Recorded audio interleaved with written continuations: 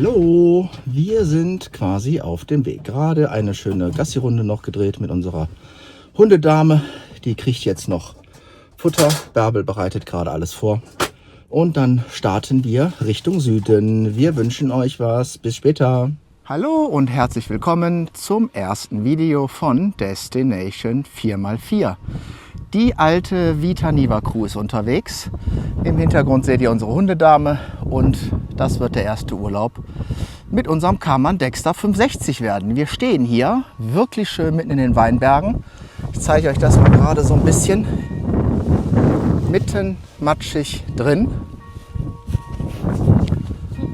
Quasi Südschwarzwald. Natürlich sind wir schon in Frankreich, damit reden wir von den Nordvogesen. Und jetzt bleiben wir erstmal hier.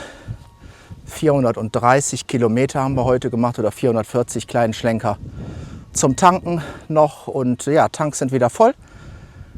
Jetzt machen wir uns vielleicht noch ein Käffchen, ein kleines Mittagessen und dann gucken wir mal, wie der Tag weitergeht. Fütterung der Raubtiere. Naja, also zumindest unsere Dame kriegt ihr Mittagessen nach einer kleinen Mittagsrunde. Und wir könnten wirklich schlechter stehen.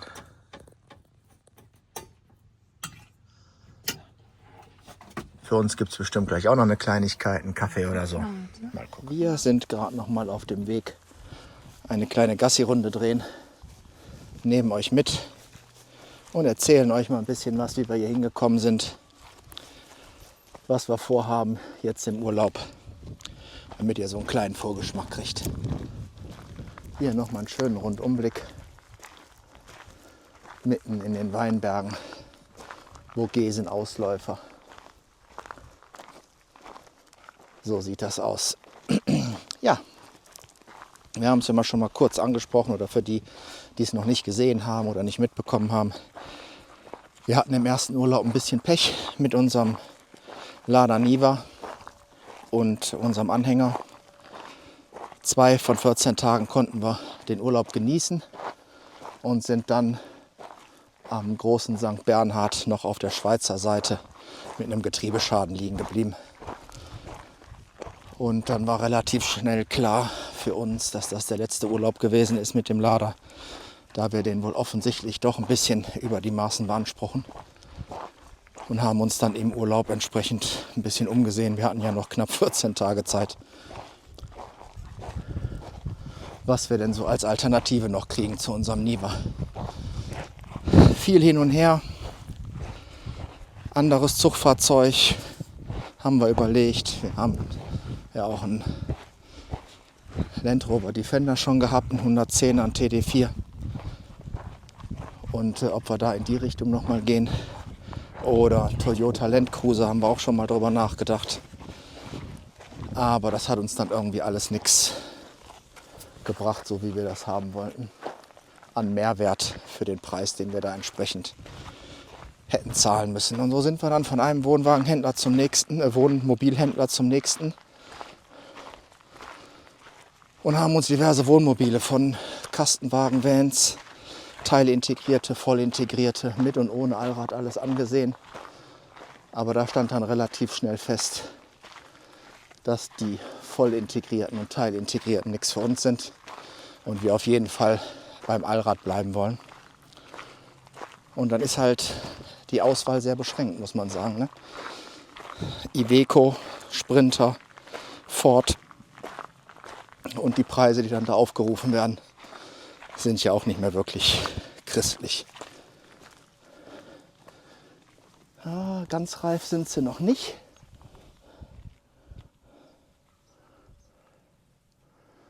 Aber sehen ja schon mal nicht schlecht aus. Hier sind die ganzen Hänge voll mit den erlesenen Trauben. Versteckt hat er sich. Ja, so, kommen wir zurück zum Thema. Entschieden haben wir uns, wie ihr dann ja mit Sicherheit jetzt schon mitgekriegt habt, für ein Ford Allrad Transit Kastenwagen als Ausbau haben wir uns für den Karmann Dexter entschieden. Der hat uns einfach von innen, von der Aufteilung, Küche, Kühlschrank, Dusche am besten gefallen. so dass wir dann da beim Händler den Kaufvertrag unterschrieben haben und dann noch ein paar Umbauten von der Firma Offroad-Mobile haben durchführen lassen. Da kommen wir aber mit Sicherheit in einem separaten Video mal zu. Ja, erstes Testwochenende hatten wir dann hinter uns mit dem Karmann Dexter. Das ist im Übrigen ein 560er Ausbau von innen, also Querbetten und vorne eine kleine Dinette. Und das erste Testwochenende haben wir in den Niederlanden verbracht, direkt quasi bei uns hinter der Grenze zwischen Venlo und Roermond. Da kennen wir uns ganz gut aus. Von daher war das einfach naheliegend, dass wir das gemacht haben. Ja. So, jetzt sind wir auf einem 4,5 Wochen Urlaubstrip. Und ja, von Wuppertal in die Nordvogesen bzw. an die Ausläufer. Man sieht es ja da vorne schon ein bisschen. Die Strecke haben wir heute gemacht. 435, 440 Kilometer Verbrauch. Ich glaube 10,4 oder 10,6 Liter.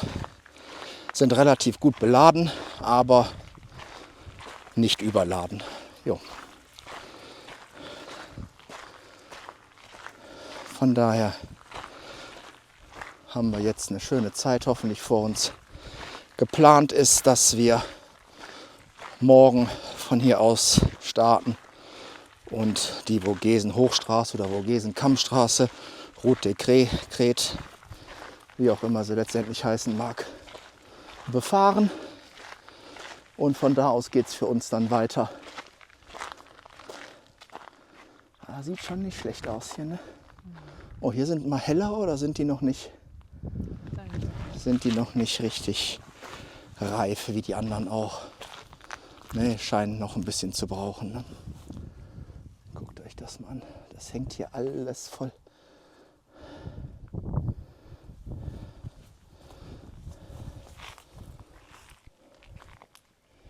Das werden wohl ein paar Liter Wein ergeben. Ja.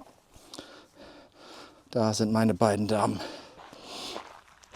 Ja, wenn wir die Route des Crêts morgen abgefahren haben, geht es für uns dann Richtung Genfer See und aller Wahrscheinlichkeit nach auf die Route Grand Alp bis zum Mittelmeer runter. Und weitere Pläne haben wir dann erstmal noch nicht. Das entscheiden wir dann spontan. Da nehmen wir euch aber dann natürlich mit. Mal gucken, was wir da zusammen erleben können. Jetzt Svenny hat gemeint, ich soll euch mal erzählen, welche Vor- und Nachteile wir jetzt vom Niva zum Dexter haben. Also ganz klar, der größte Vorteil ist natürlich, beim schlechten Wetter können wir uns im Fahrzeug ganz bequem aufhalten. Da spielt das Wetter keine Rolle mehr.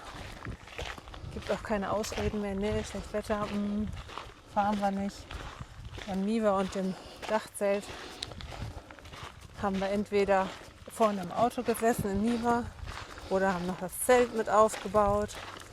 Das war aber dann nass, wenn wir abgereist sind. Und die Frage war immer, wohin damit und später zu Hause trocknen. Ja. Ja, hat alles Vor- und Nachteile. Ne? Dafür ist der Wagen halt kleiner, wendiger.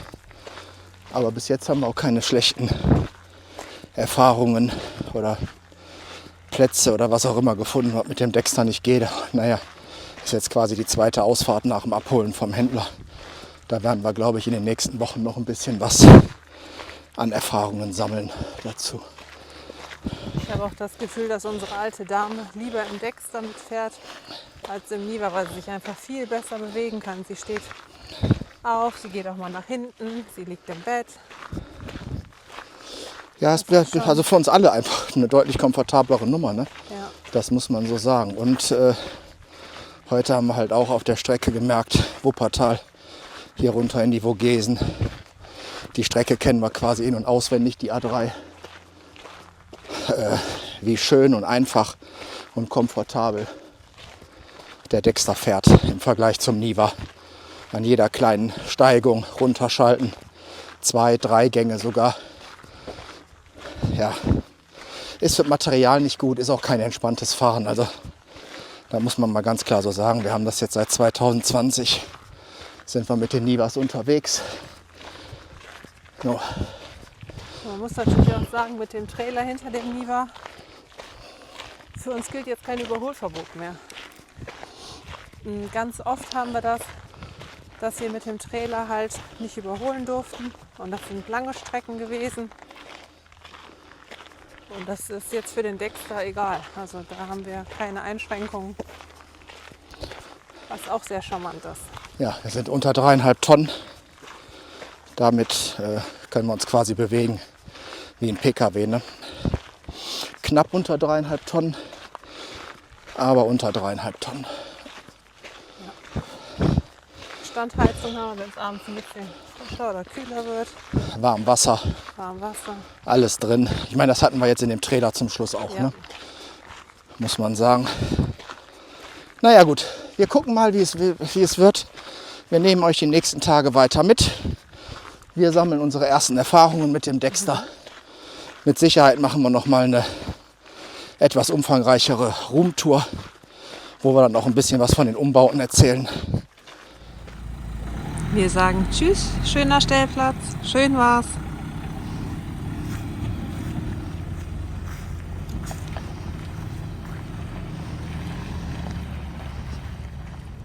Guten Morgen. Morning.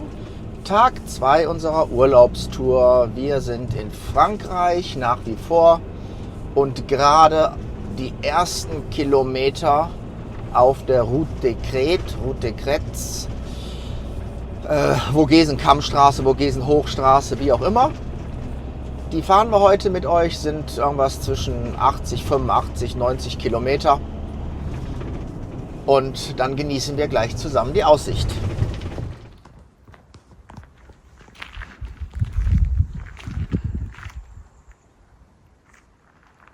Was hast du denn da? Ist das meins?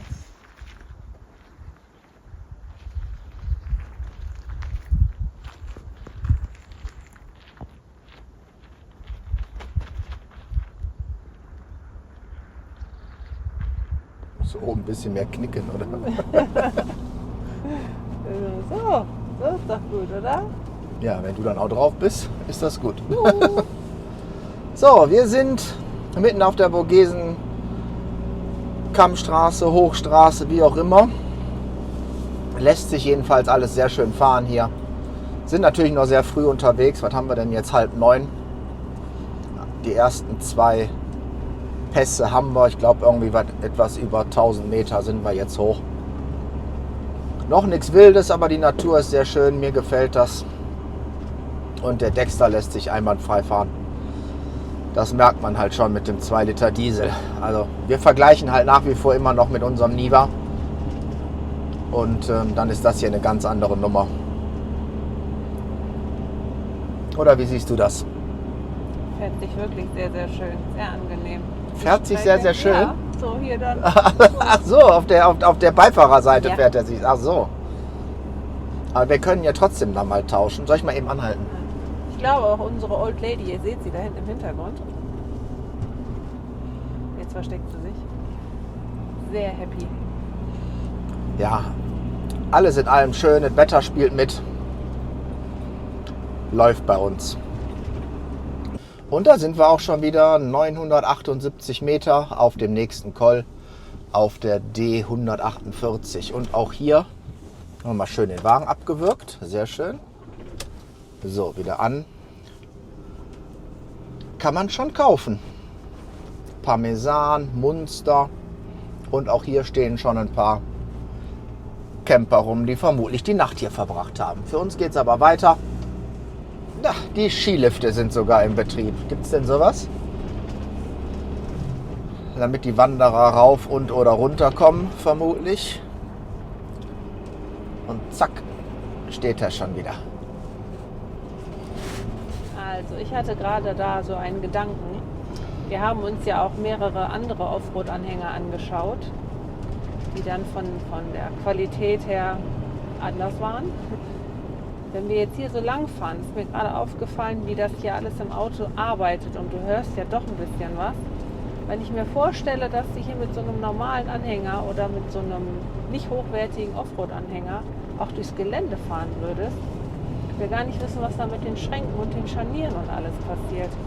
Oder auch mit den Vans oder Teilintegrierten oder was auch immer, ne, mit den günstigeren. Da haben wir uns ja nur auch echt viel angeguckt und die waren ja schon beim Festhalten irgendwie. Wenn du die Klappe aufgemacht hast, hatte es Scharnier ja stellenweise schon in der Hand. Ist hier auch nicht perfekt, muss man sagen. Klappern tut es halt auch ein bisschen. Ich weiß nicht, ob ihr das ein bisschen im Hintergrund hört. Aber dem Dexter trauen wir zumindest zu, dass der nicht auseinanderfällt, wenn wir dann irgendwie die nächsten Tage mal eine Schotter- oder kleine Offroad-Piste vielleicht noch in den Westalpen fahren. Ja? Und das würde ich bei weitem nicht mit jedem Wagen machen, muss ich sagen. Ja. Col della Schlucht auf 1139 Metern. Hier sind wir vor etlichen Jahren schon mal gewesen. Noch mit den Motorrädern. Bei einer schönen Tour. Hier oben hat sich aber auch ein bisschen was verändert. Gucken wir uns das mal eben langsam hier an. Das ist der große Parkplatz rechts. Alles Höhenbeschränkungen hier. Und die ganzen Wanderer sind unterwegs, schon am frühen Morgen. Aber gut, ist Wochenende. Wohnmobile, ja, stehen da oben links. Ne? Da ist keine Höhenbeschränkung, sieht aber sehr voll aus. Ja, so, dann biegen wir mal rechts ab. Und hier tatsächlich in der Auberge della Schlucht haben wir vor etlichen Jahren morgens, ich glaube, wann war das denn? 6, halb 7 oder so, Ja. ne? Schön leckeren Croissant, eine Tasse Kaffee mit dem Motorräder. Stimmt. Haben wir hier draußen auf der Terrasse gesessen. Die Croissants waren so frisch, die sind morgens gerade erst hier hochtransportiert worden. Da war schon ein Highlight, ja. Aber die ganzen Seilbahnen und den ganzen Kram, so wie das jetzt hier ist in dem Ausmaß da noch nicht gewesen. Ach, hier oben ist noch eine Sommerrodelbahn. Ja. Gut, dann Col della Schlucht wieder runter. Und für uns geht's links weiter. Da steht's auch Route des Crêtes, die D430. Ab auf den nächsten Pass. So, Les Markstein, 1183 Meter. Da haben die hier aber eine schöne Kuppe hingemacht. Kannst du die? Schöne überdachte Terrasse. Ich nehme das mal eben. Ja. Da kann man es sich auch bei schlechterem Wetter wohl drin gut gehen lassen. Gut, für uns geht die Fahrt weiter nach vorne. Les Tremplin Restaurant. Oben auf dem Pass Les Markstein. Was haben wir denn hier oben? 10 Grad, ist also schon deutlich frischer wie vorhin unten im Tal, wo wir heute Morgen losgefahren sind. Wie viel Uhr haben wir jetzt? 9:26 Uhr. So, für uns geht es geradeaus weiter und auch hier wieder klassische weiße Ware. Aber das bietet sich hier einfach nun mal an. Wir sind ja auch hier, von daher. So, wir machen noch einen kleinen Halt am Grand Ballon. Gabelchen steht draußen, machen 2, 3 Fotos. Die Aussicht kann man machen, würde ich sagen. Ne? Kann man machen. Ist ein bisschen diesig, man sieht nicht ganz so weit oder nicht ganz so gut auf der Kamera.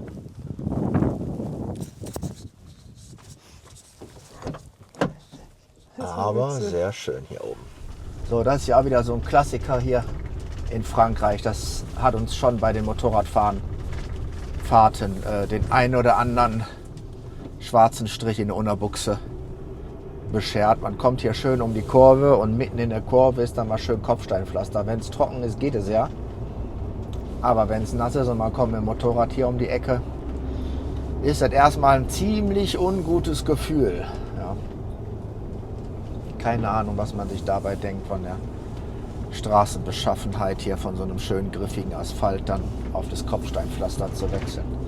Wird Gründe für geben, die sich mir noch nicht erschließen. Wo sind wir denn hier? Col Amic, 825 Meter. Für uns geht es weiter geradeaus. Fahrradfahrer, Wanderer ohne Ende heute. So, auch hier der Pass ist auf, aber warum auch nicht? Sind ja auch mitten im Sommer. Da sind wir gerade schon ein paar Serpentinen gefahren. Wieder ein bisschen auf dem Weg nach unten. Hier kommt schon die nächste. Wir haben uns gerade darüber unterhalten. Grundsätzlich ist das hier ja alles gut ausgebaut. Kann man auch super fahren. Auch mit dem Van. Hier sind uns aber auch jetzt schon 2, 3 Reisebusse entgegengekommen. Und wenn die sich an so einer engen Stelle mal treffen, dann wird es, glaube ich, schon relativ sportlich, aneinander vorbeizukommen. Ansonsten ja, nach wie vor viele Motorradfahrer, Fahrradfahrer, Wanderer hat jetzt die letzten paar Minuten ein bisschen abgenommen, ne? Aber Motorradfahrer. Und gerade ist uns irgendwie ein Porsche-Club oder Vereinigung, keine Ahnung, alles 911er GT3 RS, hier die Bergstraßen hochgeflogen entgegengekommen. Hatten wir ja auch, wo wir noch mit unserem Niva und dem Anhänger in den Pyrenäen unterwegs waren, hatten wir auch schon so ein Erlebnis. Jetzt sind sie uns entgegengekommen. In den Pyrenäen waren sie aber hinter uns. Die haben überholt, sich in Gefahr gebracht, uns in Gefahr gebracht, uns ausgebremst. Da muss ich dann sagen, bei allem Verständnis für den eigenen Spaß, das war nicht. Ich glaube, wir halten hier mal eben an und lassen die kleine Maus mal ein bisschen raus. Was hältst du davon? Guter Plan. Sind wir doch hier schön am Wald. Und dann bietet sich das doch mal direkt an, unser Fahrwerk ein bisschen zu testen. Guck dir das mal an. So schlimm ist es doch hier nicht. Und überall Zack, findet zack, man zack. hier Bänke und Tische. Ja, ist nett gemacht. ganz gut organisiert. Ja, so, Okay. bis gleich. Ein kurzes Zwischenvideo. Die Route Dekret haben wir hinter uns. Sind jetzt in Mulhouse. Mal eben ein bisschen was für den Kühlschrank besorgen. Und da bietet sich natürlich das an, was wir kennen. Ja. Also, Bärbel ist kurz rein. Und ich gucke mal eben, wo wir jetzt dann heute noch weiter hinfahren werden. Ziel ist uns jetzt noch für heute ein bisschen zu positionieren, so dass wir einen guten Einstieg morgen haben werden in die Route des Grandes Alpes. Also von daher haben wir noch ein paar Kilometer zu fahren heute. Gucken wir uns mal an, wo es hingeht zum nächsten Übernachtungsplatz. So ihr Lieben, da sind wir wieder. Wir haben gerade angehalten, um noch ein paar Kleinigkeiten einzukaufen. Ich habe bewusst den Lidl ausgewählt, weil ich mich da ja ein bisschen auskenne. Ja, ich war etwas verwundert über die Packungseinheiten bei denen. Da ist es nicht... Warte, das ist Pizza. Sorry. Pizza, gut erkannt. Ja. Warte. So. So eine Packung Nudeln, 3 Kilo. Geriebener Käse, 1,5 oder 2 Kilo waren es. Wir haben jetzt einen 6er-Pack Wasser mitgenommen, pro Flasche 2 Liter Wasser. Pro Flasche 25 Cent, komplett ohne Pfand. Ja, das wollte ich nur mal loswerden. In Mulhouse oder Mulhouse bei Lidl waren wir. Und jetzt fahren wir ein bisschen über Land, alles ohne Maut haben wir eingegeben. 175 Kilometer haben wir jetzt noch vor uns bis, erstmal eine anvisierte Tankstelle. Und dann sind es, glaube ich, nochmal 40, 50, 60 Kilometer, bis wir dann in der Nähe vom Genfer See sind. Das wäre dann auch unser Ziel für heute. Und ja, damit wir morgen halt auf die Route des Grandes Alpes starten können. Und dann geht es durch bis ans Mittelmeer. Wir halten euch weiter auf dem Laufenden, was bei uns so passiert. Wetter ist gut, kann man gerade nicht meckern. Heute Morgen oder in den Bergen oben auf der Vogesen-Kammstraße hatten wir 9 Grad. Das war fast ein bisschen frisch. Und jetzt haben wir hier unten im Tal 18 Grad. Das ist doch mal eine schöne Strecke, oder? Statt über die Hauptstraßen und mautpflichtigen Autobahnen zu fahren, haben wir uns entschlossen, noch mal ein paar Kilometer schöne kleine Seitenstraßen zu nehmen, um weiter Richtung Genfer See zu kommen. Wir haben jetzt noch 109 Kilometer mit einer Stunde 40 Fahrt vor uns bis zur nächsten Tankstelle, die wir angegeben haben. Da müssen wir aber mal gucken, ob wir tanken müssen oder nicht.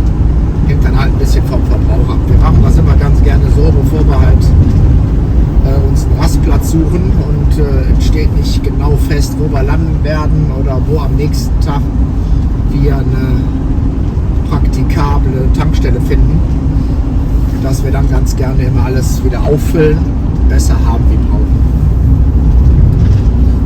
Und zusätzlich haben wir hier jetzt auch noch ein bisschen Schatten. Jetzt darf uns natürlich nur nicht irgendwie noch was Großes flott entgegenkommen. Dafür sind die Sträßchen hier jetzt langsam ein bisschen klein, aber sehr schön und entspannt zu fahren. Und wie gefällt es dir? Sehr schön, wirklich landschaftlich wunderbar und ja, auch nicht viel Verkehr. Hier nicht, ne? Auch das gehört eben dazu. Wir sind per Zufall an einer Entsorgungsstation vorbeigekommen. Bärbel ist so nett und leert unsere Toilettenkassette eben und dann geht es auch schon weiter. Im Brunnen nebenan quasi, waren nur ein paar 100 Meter, haben wir dann versucht noch Frischwasser zu tanken, bis wir kapiert haben, das ist kein Trinkwasser. Also auch da weiter geht's. So, die nächste Versorgungsstation. Quick and Dirty gefilmt. Genau, ein bisschen halb rum. Supi.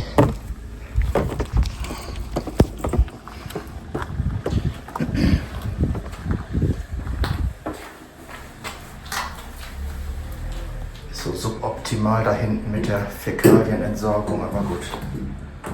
Richtig schön da drüber. Ja, geht nicht. Ja komm, ich mach das. Ich versuche das mal eben. Läuft noch? Läuft noch? Ja.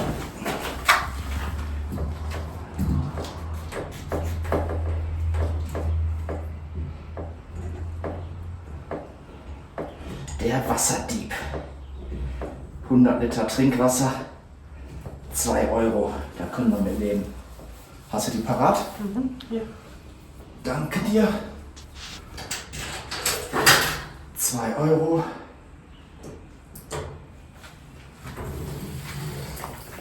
Und los geht's. Muss ich das gedrückt halten?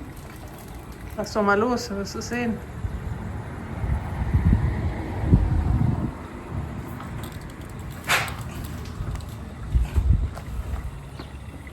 Läuft, ja?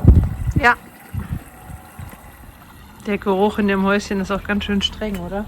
Ja, der kommt davon, wenn du in so einem kleinen Häuschen die Chemietoiletten noch entsorgen sollst. Besser wäre dann freier Luft gewesen hier vorne, aber gut. Ich zeige euch das mal. Da habt ihr die Möglichkeit, die Kassette zu entleeren. Ja. Grauwasser stehen wir genau drüber. Kannst du auch mal kurz zeigen. Ja, ja, genau. Mal nach vorne. Das ist die Einfahrt zu dem Campingplatz.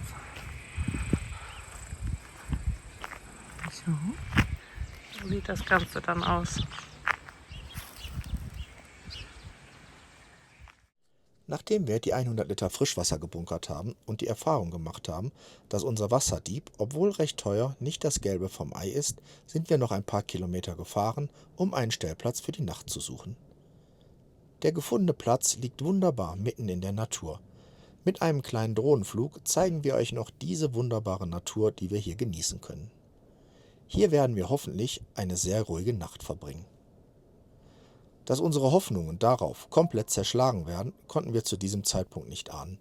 Was in der Nacht passiert ist und warum wir am nächsten Tag echt was gerädert waren, erzählen wir euch im nächsten Video. Liebe Grüße, Destination 4x4.